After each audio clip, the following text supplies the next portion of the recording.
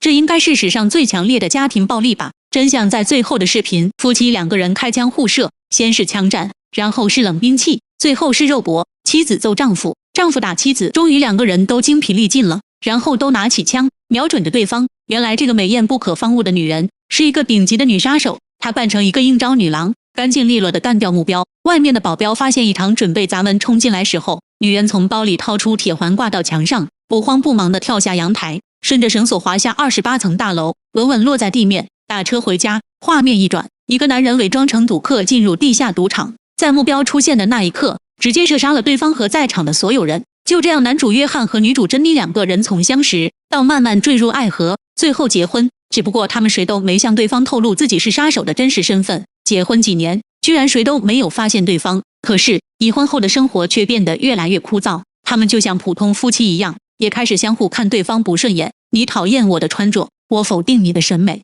从恋爱时候的眼睛里都是你，到现在的眼里根本就不想看你，就连晚上睡觉都是背对着背。直到有一天晚上，两人同时接到了自己所属组织的任务，但这次任务彻底打破了两人的平静生活。第二天早上，约翰立马开始准备，他拖着行李箱来到杂物间，打开暗门，进入地下室，开始挑选武器。原来这才是他真正的小金库，里面堆满了钞票和新款武器。约翰走后，珍妮立刻起来，走到厨房，直接在不起眼的烤箱后面按了一下启动机关，只见一个神秘的箱子缓缓升起，原来是一个武器箱，各种武器一点都不逊色。两人都谎称出差，珍妮拿起手枪和匕首来到了组织的秘密基地。助理告诉他今天的目标，一个男孩叫做坦克，任务很重要，必须成功。在商定好细节后，来到目标的必经之路，布置好了炸弹陷阱。通过望远镜观察到车辆正在快速驶来，一切似乎都在掌握中。可偏偏此时却出现了一个不速之客闯了进来，炸弹被提前触发。珍妮赶紧拔出电线终止爆炸，拿出望远镜一看，一个男人正在撒尿。珍妮以为只是意外，可刚一转头，对方大摇大摆地搬出一个火箭筒。珍妮一看不得了，这可不是什么平民，她不再犹豫，果断开枪击中男人，男人直接倒地。但她还不知道，这人正是她的丈夫，他也是来杀男孩的。原来两人的任务竟然是同一个目标。当然，我们的男主角怎么会这么容易挂呢？子弹射到了防弹衣上，并没有受伤。约翰也发现了对手，被激怒的他端起火箭筒就给了女人一炮，小屋被炸得粉碎，爆炸声惊动了目标，车子停了下来，而珍妮骑着摩托车逃走了。两人的任务双双宣告失败。约翰从废墟里捡起了一台手提电脑，回到组织，让技术员查找信息。技术员很快通过电脑 IT 查到了地址，约翰按地址找去，可这家公司的地址收件人竟是自己的妻子，他惊呆了。而与此同时，珍妮也从监控的回放中认出了自己的老公，而这时老公已经打来电话，相约晚上一起共进晚餐。约翰给妻子倒红酒，却故意放手，妻子下意识接住酒瓶，不好，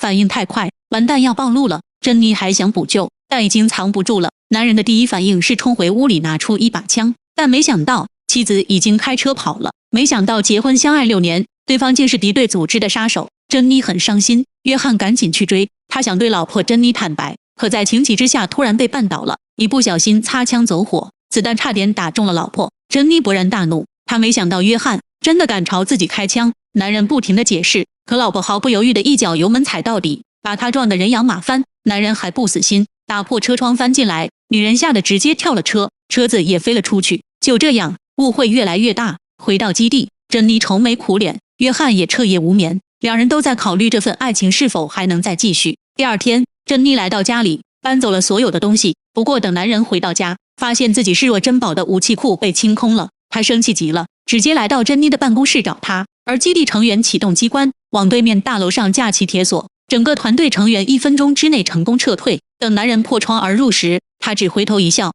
然后也顺利逃走。约翰循着线索再次找到了珍妮，两人一起跳舞，看似亲密无间，其实他们还是在相互试探。不一会儿就卸掉了对方的武器，两人谈了一会儿，最终都没有妥协的意思。珍妮借口上厕所，果然一会洗手间发生爆炸，客人纷纷往外逃，而女人竟然也混在人群中，趁乱跑了。约翰追出去，珍妮已经不见了踪影。突然身上传出了滴答的声音，约翰赶紧脱下衣服扔进垃圾桶。妻子又一次想杀死自己，约翰气疯了，赶紧开车回家。这回真的死心了，他跟老婆约定，咱们回家吧，把一切恩怨都算清楚。杀手夫妻的终极对决来了，这是史上最强烈的家庭暴力。夫妻两个人开枪互射，先是枪战，然后是冷兵器，最后是肉搏。妻子揍丈夫，丈夫打妻子，终于两个人都精疲力尽了，然后都拿起枪，瞄准着对方，僵持了很久。珍妮实在下不了手，于是她叫约翰赶紧开枪，可约翰也不忍心，最后约翰还是先放下了枪。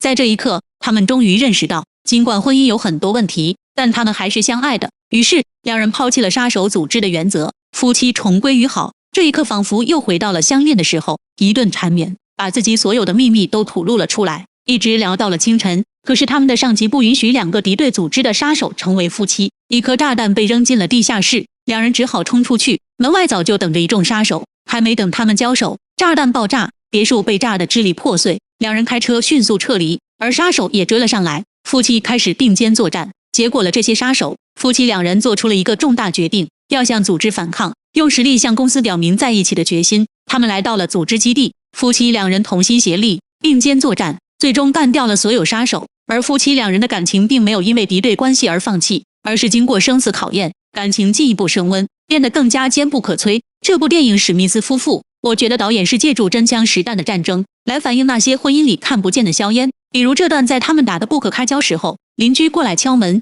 然后他们又假装没什么事情，身上全是伤。即使看到这个时候觉得特别的搞笑和滑稽，邻居走的时候他们又开始了。最终两个人打累了，还是和解了。可能这就是以前婚姻里面的真实状况吧。好了，电影到此结束。如果你喜欢这个故事，记得点赞关注一下，咱们下期再见。